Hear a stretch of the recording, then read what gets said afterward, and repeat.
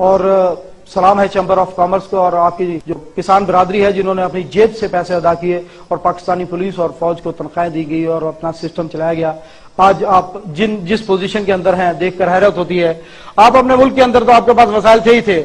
آپ نے ہتف 1A ابدالی 1 بنایا. یہ 250 کلومیٹر تک رینج، یعنی کہ آپ کے بارڈر سے آپ 250 کلومیٹر تک باہر نکل آئے.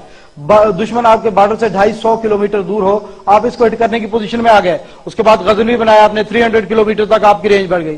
اس کے بعد آپ آگے بڑھے، آپ نے شاہین 1 اور غوری بنایا اور 1800 کلومیٹر سینٹرل ایشیا تک آپ کی اپروچ ہو گئی. اور یہ وہ علاقہ ہے جہاں پر امریکنز اور برٹش جو فلیٹس کھڑے ہوئے، بحری بیڑے کھڑے ہوئے ہیں، وہ اس علاقے میں کھڑے ہیں. یہ علاقہ آپ کی رینج کے اندر آ گیا. اور یہ یاد رکھیں کہ جب جہاز کے اوپر میزائل لگتا ہے تو جہاز کی آگ نہیں بجھائی جاتی بلکہ ڈوبتے ہوئے کو باہر نکالا جاتا ہے.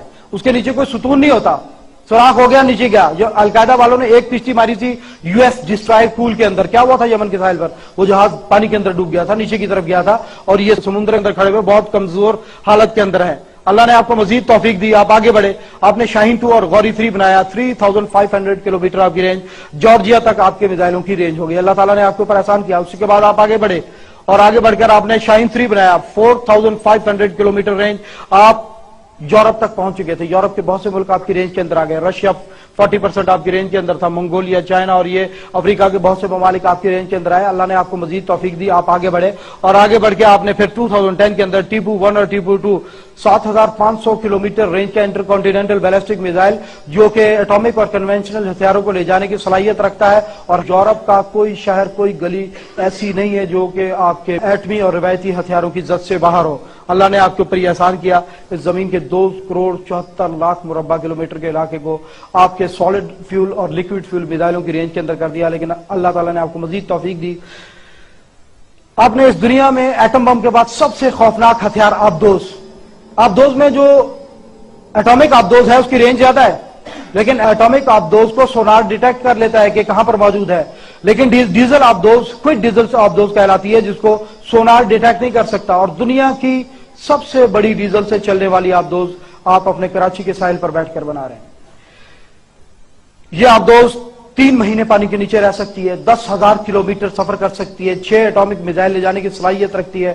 اور یہ جو missile Babur missile, cruise missile آپ بنا رہے ہیں سمندر کے نیچے سے فائر کیا جانے والا، یہ میزائل پوری دنیا کو پڑتا ہے حیرت میں ڈالے ہوئے کہ یہ جب پانی سے نکلتا ہے، پہلی بات ہے اس کی آبدوز کو کوئی ڈیٹیکٹ نہیں کر سکتا. اور آبدوز کے پہنچنے کے بعد یہ جب نکلتا ہے فضا میں ایک بلندی پر پہنچ کر اس کا بوسٹر اس سے علیحدہ ہو جاتا ہے، اس کے ونگز کھل جاتے ہیں، یہ نیچے پانی کی طرف گرتا ہے، 100 فٹ کی بلندی پر آ جاتا ہے اور کوئی بھی لانگ رینج ریڈار اس کو ڈیٹیکٹ کرنے کی صلاحیت نہیں رکھتا.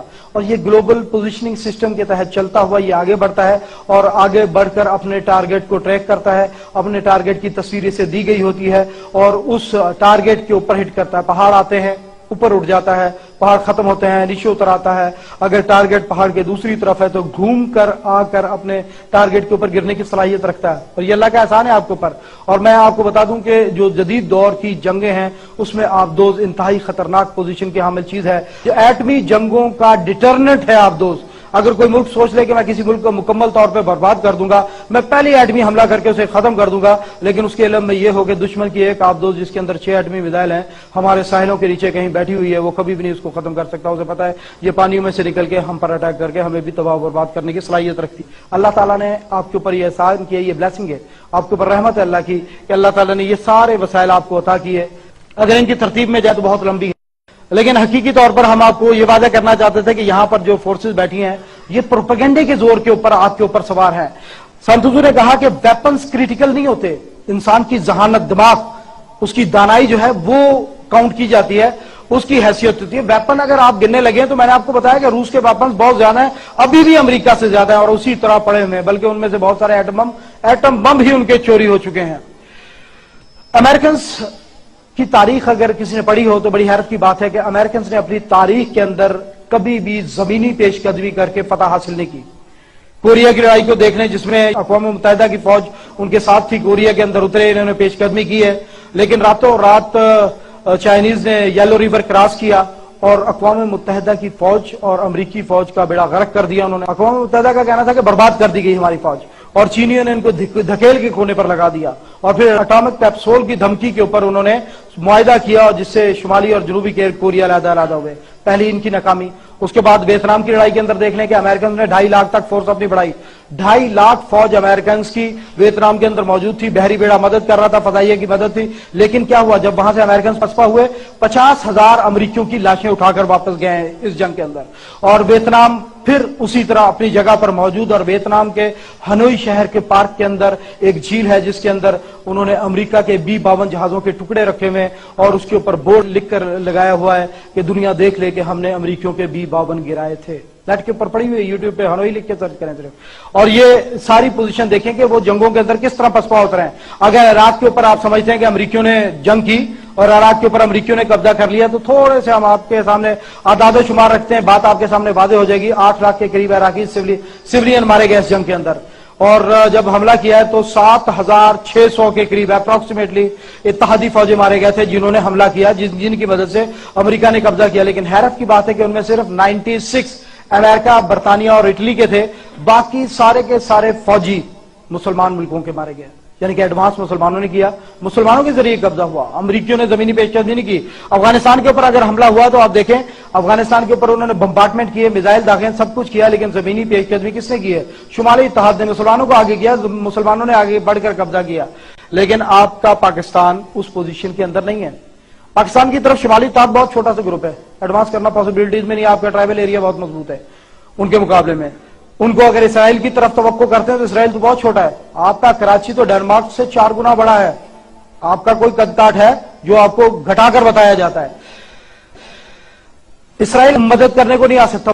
یہ زمین آپ کے لیے, ہم پچھلی پریزنٹیشن میں بھی آپ کو واضح کر چکے ہیں کہ ہندوستان کی سرزمین آپ کے لیے سب سے زیادہ خطرناک ہے. امریکہ نے اتحاد کیا, امریکہ نے وہ پچھلا میپ جو آپ کو دکھایا تھا وہ انڈیا کو رستہ دیا شمالی علاقہ جات سے اور سینٹرل ایشیا تک اپروچ کے لیے. یہ آپس میں سودے ہو رہے ہیں, یہ تمہیں دے گا, یہ تمہیں بینیفٹ ہوگا. اور انڈیا کو کیا بینیفٹ ہے کہ انڈیا ہمارا جدی پشتی دشمن ہے.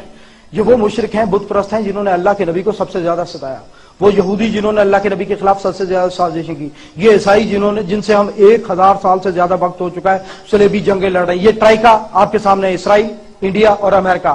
اور یہ انڈیا اس زمین کی سب سے بڑی ڈیموکریسی ہے, اس زمین کی تیسری بڑی فوج ہے, اس زمین کی چوتھی بڑی فضائیہ ہے. اور یہ آپ کا پہلا سب سے بڑا دشمن ہے جس کی وجہ سے آپ نے اس زمین کی تاریخ کی سب سے بڑی ہجرت کی. 70 لاکھ انسانوں نے اپنے گھر بار کاروبار چھوڑے اور وہ پاکستان کے اندر آ کے بیٹھ گیا. 20 لاکھ لاشیں گری اس ہجرت کے اندر. 60,000 مسلمانوں کی بیٹیاں ہندو اور سکھ اٹھا کر لے گئے اس ہجرت کے اندر. آپ لوگوں نے بہت بڑی بڑی قربانیاں دی اور یہ آپ کے دشمن ہیں ہندوستانی, یہ آپ کے دوست نہیں ہیں اور یہ کسی بھی موقع کو ضائع نہیں ہونے دیں گے. دیکھیے ذرا ہندو لیڈر آپ کے بارے میں کیا کہہ رہا ہے. کانگریس آپ کو نہیں بچا سکتی ہے کیونکہ گجرات کا دنگا ہوا, ہر گاؤں میں کانگریس کا کام تھا. احسان جعفری جیسے ممبر آف پارلیمنٹ کو مارا گیا, 2 کانگریس والے نکلے تھے. میں نے سونیا گاندھی کو چیلنج دیا تھا کہ آپ 10 گاؤں کے نام دکھاؤ جہاں کے کانگریسیوں نے ڈٹ کر کھڑا ہو کر مسلموں کو بچانے کا کام کیا ہو. دنگے ہوتے ہیں تب بھائیوں کوئی کانگریسی بھاجپا والا نہیں ہوتا, سب ہندو ہو جاتے ہیں. یدی ہم میرے رام کے جنمستان پر مسجد بنانے کی مانگ کرو گے, میری گائے کی ہتیا کا قانون نہیں بنانے دوں گے, یدی مکہ میں رام جی مندر نہیں بن سکتا ہے تو میرے بھگوان رام جی کے جنمستان پر مسجد بنانے کے لیے نکلے ہیں. بھگوان نے کہا ہے کہ دھرم کی رکشا کے لیے ہر لوکتانترک پدھتی کا پریوگ کرو, لوکتانترک پدھتی سے قانون اور راج ویوستھا کا بھی پریوگ کرو. ہم کر رہے ہیں, دلی میں بھی آگے جا کر کریں گے. آپ اب الیکشن لڑ کے سرکار بنائیں گے, اپنی سرکار بنے گی. دیکھو سرکار ہندوؤں کی ہی بنے گی. یہ دیش میں مسلم تشٹیکرن کی راجنیتی خلافت کے بعد چلی, جنہوں نے پاکستان بنایا. دربھاگیہ سے اٹل جی اور اڈوانی جی کے نیترتو نے پھر سے مسلم تشٹیکرن پرارمبھ کر کے خلافت کے نئے آیام کا پرارمبھ کیا. یہی ہمارا درد کا کارن ہے.